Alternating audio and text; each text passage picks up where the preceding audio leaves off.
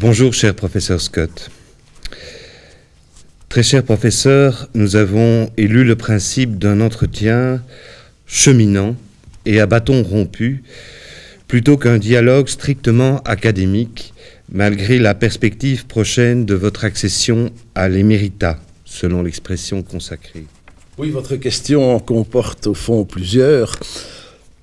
La première chose que je voudrais dire, c'est qu'au fond, tout en me sentant mis à la question, comme si je passais une deuxième fois un de mes doctorats devant le jury de mes élèves et qui m'interroge sur toutes leurs questions plutôt que sur celles que j'ai déposées dans un livre, eh bien justement, je vais retrouver dans ça, j'ai déjà retrouvé dans la préparation sommaire de mes réponses quelque chose comme ce dialogue perpétuellement renoué, et notamment avec les plus anciens des élèves qui sont forcément les plus expérimentés maintenant et capables de poser des questions, et qui d'ailleurs étaient les plus nombreux et les meilleurs.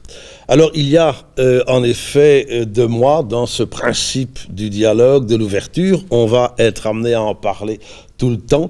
Je suis une sorte de chaînon intermédiaire entre des maîtres et des élèves, et je n'aime rien tant que de recommencer toujours ce dialogue à propos de n'importe quel cours, de n'importe quelle conférence. C'est pourquoi je n'ai jamais de texte entièrement écrit que je lis, mais dans des congrès par exemple, j'aime assez parler vers la fin et je m'appuie sur tout ce qui a été dit avant.